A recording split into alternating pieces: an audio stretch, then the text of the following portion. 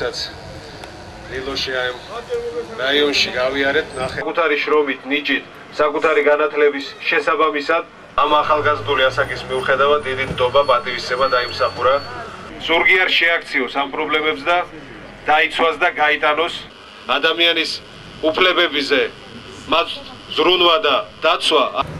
ქალაქის ჯანმრთელობის დაცვით გაღებული მთელი ძალაუფლება და ამ ადამიანებსაც თხოვს რომ თუკი ზურაბ ხაფიალიძე აქ ცხოვრობს, აქ გაიზარდა, ძალიან დიდი პატივისცემით გობით სარგებლობს ადგილობრივი მოსახლეობიდან.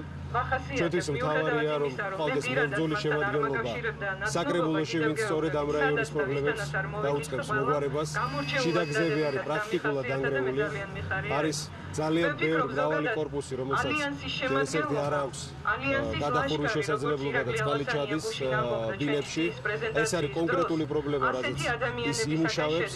ჩემი ცხოვრების დიდი ნაწილი ამ რაიონში გავატარებ, ჩემი ბავშვობა გავატარებ.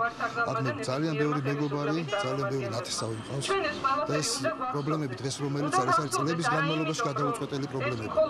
ეს არის სახურავების პრობლემები. არც ერთ კორპუსში თქვენ ნებისმიერ კორპუსში შეგიძლიათ მიბრძანდეთ, არც ერთ კორპუსში, არც ერთ სადარბაზოში ლიფტი არ მუშაობს, არც ერთ სადარბაზოში, არსად თბილისში ადგილი არ მიგულება ანალოგიური მდგომარეობა იყოს. არის დასახლება აგები, აქედან 2 კილომეტრში მოჭინის დასახლებას ეძახია, სადაც ტრანსპორტი არ დადის საერთოდ და ფეხით დადიან ხალხი იქიდან, მოსახლეობა დადის ფეხით, ავტობუსის გაჩერებამდე კილომეტრებს გადიან.